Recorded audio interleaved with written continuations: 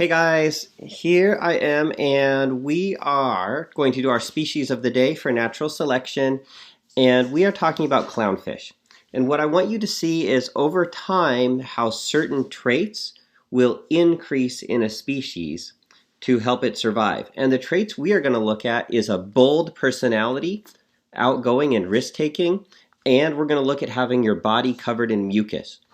Because you've seen from the videos on clownfish and sea anemone that clownfish are bold. They have to go into those anemone and get stung so they build up an immunity.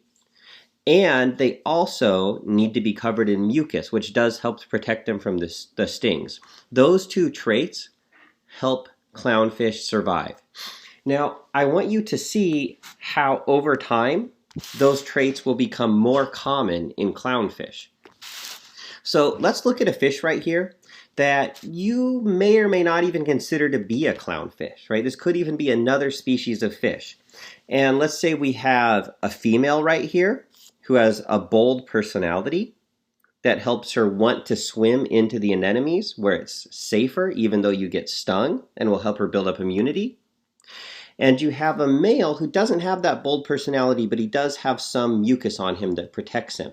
Now, there might have been other fish from these species without those traits. They would have been more likely to die. Predators would be more likely to have eaten them because they couldn't hide in the anemones.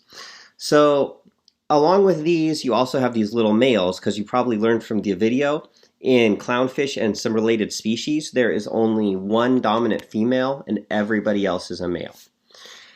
So this male and female reproduce. This is our first generation.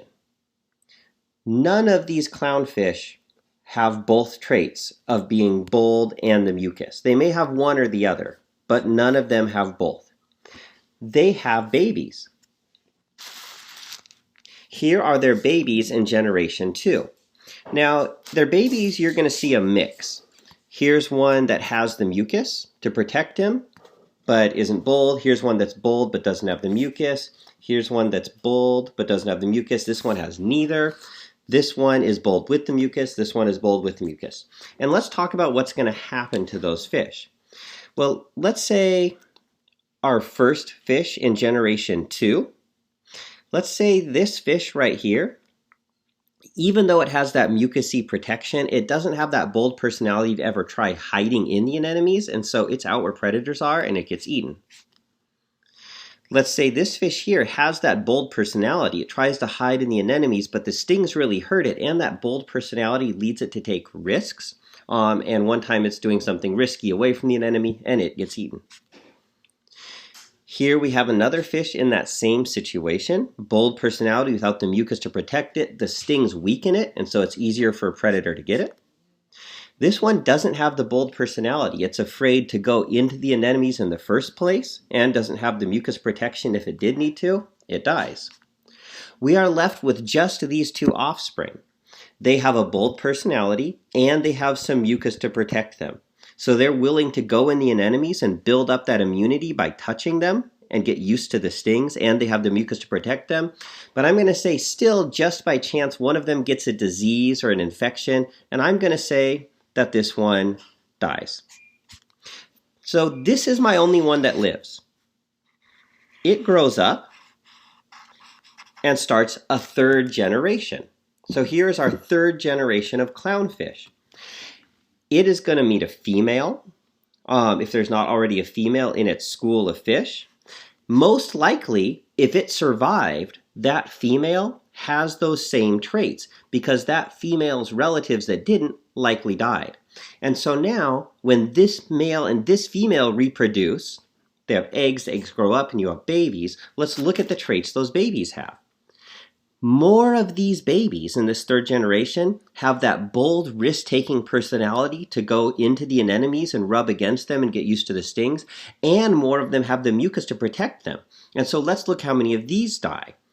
This one lacks that bold personality for risk-taking, even though it's got the mucus. This doesn't have the mucus to protect it. And we have 3 who are surviving now. And so you have more that survive with these traits, right? And maybe one of these randomly dies from a predator who happened to get it or has an infection or disease.